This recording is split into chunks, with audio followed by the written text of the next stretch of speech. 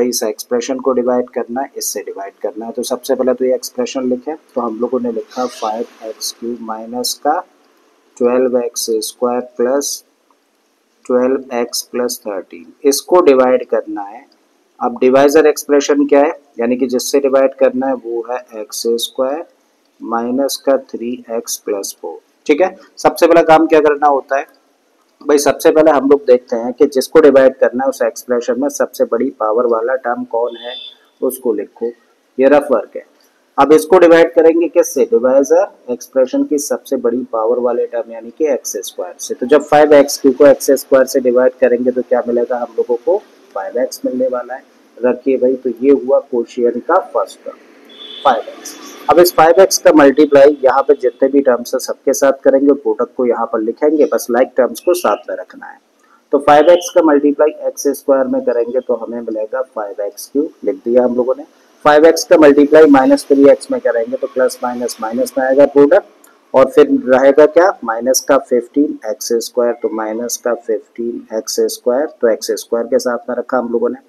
5x का multiply 4 के साथ में करेंगे तो ये बन जाएगा प्लस का 20x। आई थिंक यहाँ तक कोई डाउट नहीं होगा। सबट्रैक्ट करना है तो साइन चेंज होंगे, तो ये नेगेटिव बन गया, ये पॉजिटिव बन गया और ये नेगेटिव, ये आपस में कैंसिल हो गया। प्लस माइनस कॉम्बिनेशन है 5x³ का। -12x² और प्लस का 15x² है, तो क्या बचेगा, यहाँ से बचेगा 3x²। प्लस का 12x है, माइनस का 20x है, प्लस माइनस कॉम्बिनेशन है। ठीक है, और जब ऐसा होता है प्लस माइनस, एक नंबर पॉजिटिव एक नंबर नेगेटिव, तो ऐसे केस में हम लोग देखते हैं बड़ा कौन, जो बड़ा होता है उसका साइन लगा और बड़े में से छोटे को कर दो माइनस, तो क्या मिला यहाँ से 8x। अब क्या करते हैं, जो टर्म अनअटेंडेड है उसको हम लोग नीचे लेकर आ जाते हैं, तो भैया 13 को हम लोग नीचे लेकर आ गए। अब इस एक्सप्रेशन को डिवाइड करना है तो इसमें सबसे बड़ी पावर वाला टर्म कौन सा है, 3x² है। इसको डिवाइड करोगे किससे, x² से, तो x² से x² कैंसिल हो जाएगा, तो 3 मिलेगा हम लोगों को कोशिएंट का अगला टर्म। ठीक है, तो 3 का मल्टीप्लाई अब x² में करेंगे तो मिलेगा हम लोगों को 3x²। 3 का मल्टीप्लाई जब -3 में करेंगे तो माइनस का 9x बन जाएगा ये, और 3 का मल्टीप्लाई 4 में करेंगे तो प्लस का 12 बना। ठीक है, क्या करना होता है, सबट्रैक्ट करना होता है, तो साइन चेंज करने पड़ेंगे। ये हो गया नेगेटिव, ये बन गया पॉजिटिव और ये बन गया नेगेटिव। प्लस माइनस कॉम्बिनेशन एक ही नंबर का कैंसिल हो गया भाई। माइनस का 8x प्लस का 9x, प्लस का बड़ा है तो बड़े का साइन यानी कि प्लस लगाने की जरूरत नहीं है स्टार्टिंग में, बड़े में से छोटे को माइनस कर देंगे तो यहाँ से मिलेगा x, और 13 माइनस 12 क्या मिलेगा यहाँ से 1। इसको इससे ज्यादा कर नहीं सकते, क्यों नहीं कर सकते, क्योंकि इसकी डिग्री 2 है और इसकी डिग्री 1 है। ठीक है, इसका मतलब कोशिएंट क्या निकल के आ गया, 5x प्लस 3, और रिमाइंडर क्या निकल के आ जाता है x प्लस 1। ठीक है, चलिए आते हैं थर्ड पार्ट पर। थर्ड पार्ट में जिस एक्सप्रेशन को डिवाइड करना है सबसे पहले वो लिखें, जिससे डिवाइड करना है फिर उसके बाद उसको लिखते हैं। तो इस एक्सप्रेशन को डिवाइड करना है तो हम लोगों ने इसको लिखा 8x⁴ प्लस 10x³ है, माइनस का 5x² माइनस का 4x प्लस का 1। तो इस एक्सप्रेशन को डिवाइड करना है, किससे डिवाइड करना है, इसको डिवाइड करना है हमें 2x² प्लस x माइनस 1 से। ठीक है, सबसे पहला काम क्या करना होता है, सबसे पहले हम लोग देखते हैं कि जिसको डिवाइड करना है ना, जिस एक्सप्रेशन को डिवाइड करना है उस एक्सप्रेशन में सबसे बड़ी पावर वाला टर्म क्या है, तो यहाँ पर है 8x⁴। इसको डिवाइड करेंगे डिवाइजर की सबसे बड़ी पावर वाले टर्म यानी कि 2x² से। तो देखो 2 से इसको कैंसिल करो, 4 टाइम्स कैंसिल होगा, तो यहाँ पे मिलेगा हम लोगों को 4, और x⁴ में से x⁴ कैंसिल हो जाएंगी तो x⁴ यानी कि 4x² मिलेगा फाइनली। तो 4x² क्या हुआ, कोशिएंट का फर्स्ट टर्म। अब इस 4x² का मल्टीप्लाई करेंगे यहाँ जितने भी टर्म्स है सबके साथ, और प्रोडक्ट को यहाँ पर लिखेंगे, लाइक टर्म्स को साथ में रखना है, बस इतना याद रखना है। तो 4x² का मल्टीप्लाई 2x² के साथ करेंगे तो प्रोडक्ट होगा 8x⁴। 4x² का मल्टीप्लाई प्लस x के साथ में करेंगे तो प्रोडक्ट तो पॉजिटिव ही होगा, और होगा क्या 4x³। ठीक है, 4x² का मल्टीप्लाई -1 के साथ में करेंगे तो मिलेगा हम लोगों को माइनस का 4x²।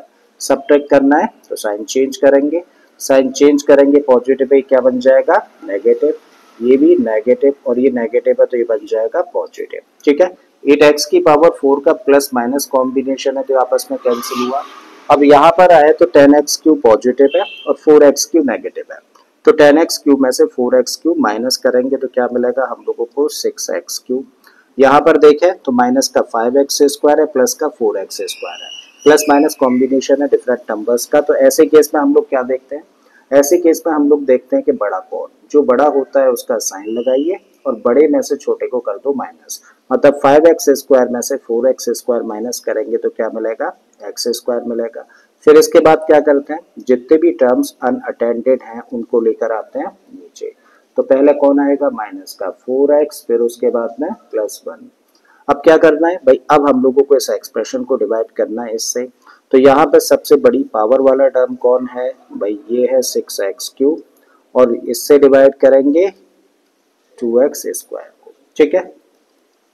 तो 6x³ को 2x² से डिवाइड करेंगे तो 2 से कैंसिल हो जाएगा 3 टाइम्स, तो मतलब कोशिएंट के अगले टर्म में 3 मिलेगा और x की पावर 3 में से 2 पावर्स चली जाएंगी तो x की पावर 1 कहने का मतलब x, ठीक है। तो इसका मतलब जो कोशिएंट का अगला टर्म मिलेगा वो क्या होगा, कोशिएंट का अगला टर्म होगा प्लस का 3x।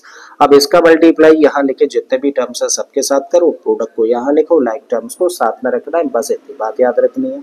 तो 3x का मल्टीप्लाई 2x² के साथ करेंगे तो मिलेगा 6x³ 3x का मल्टीप्लाई x के साथ में करेंगे तो मिलेगा 3x² और 3x का मल्टीप्लाई -1 के साथ में करेंगे तो माइनस का 3x। माइनस करेंगे साइन चेंज करेंगे, साइन चेंज करेंगे तो नेगेटिव हुआ, ये नेगेटिव और ये बन गया पॉजिटिव। 6x³ माइनस का 6x³ एक ही नंबर का प्लस माइनस कॉम्बिनेशन हो गया खत्म। -x² माइनस 3x² दोनों ही नेगेटिव है तो माइनस का साइन लगाओ और दोनों को कर दो प्लस, तो कितना बन गया माइनस का 4x²। माइनस का 4x प्लस का 3x, नेगेटिव बड़ा है तो नेगेटिव का साइन और बड़े में से छोटे को माइनस कर दें तो x आ गया। अब जो अनअटेंडेड टर्म था इसको नीचे लेकर आ जाते हैं। अब इसको डिवाइड करना है तो यहाँ सबसे बड़ी पावर वाला टर्म क्या है, 4x² है, इसको डिवाइड किया जाएगा किससे, 2x² से, ठीक है। तो 2 से कैंसिल हुआ 2 टाइम्स, x² से x² हो गया कैंसिल, मतलब फाइनली क्या मिलता है माइनस का 2। तो माइनस का 2 क्या होगा, माइनस का 2 होगा कोशिएंट का अगला टर्म। अब इसका मल्टीप्लाई करेंगे किसका, जो लास्ट में लिखा है रिसेंटली -2, इसका मल्टीप्लाई होगा इन तीनों के साथ में, प्रोडक्ट को यहाँ पर लिखेंगे। तो भाई -2 का मल्टीप्लाई जब 2x² के साथ में करेंगे तो माइनस का 4x² मिलेगा। -2 का मल्टीप्लाई जब x के साथ में करेंगे तो प्रोडक्ट होगा नेगेटिव और ये बन जाएगा 2x, ठीक है। -2 का मल्टीप्लाई -1 के साथ में करेंगे तो प्रोडक्ट पॉजिटिव होगा और फाइनली क्या मिलेगा, 2 मिलेगा। अब सिंपली माइनस करना है तो साइन चेंज करने पड़ेंगे, तो ये भाई हो गया पॉजिटिव, ये भी हो जाएगा पॉजिटिव और ये वाला टर्म हो गया नेगेटिव। एक ही नंबर का प्लस माइनस कॉम्बिनेशन है तो खत्म हो गया। माइनस का x है प्लस का 2x है, तो प्लस के 2x में से एक x माइनस होगा तो क्या बचेगा, x बचेगा।